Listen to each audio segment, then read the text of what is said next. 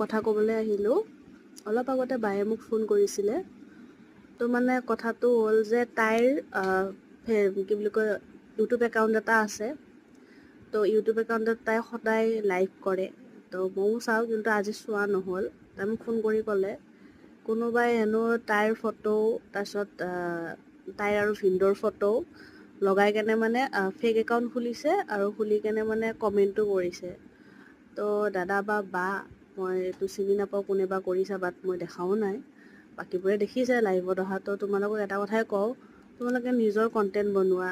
তাই নিজে কষ্ট কৰি কেনে নিজৰ কণ্টেণ্ট বনায়, আৰু তাইৰ পাৰ্চনেল লাইফ হয় সেইটো, তাইৰ ফটো কিবা কিবি কিয় তোমালোকে লগোৱা বাৰু? সেইটো বেয়া কথা নহয়। আৰু এইবিলাক হৈছে চাইবাৰ ক্ৰাইম।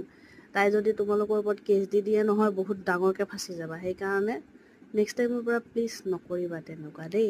মই ভিডিঅ'টোৰ জৰিয়তে তোমালোকক কৈ দিছোঁ।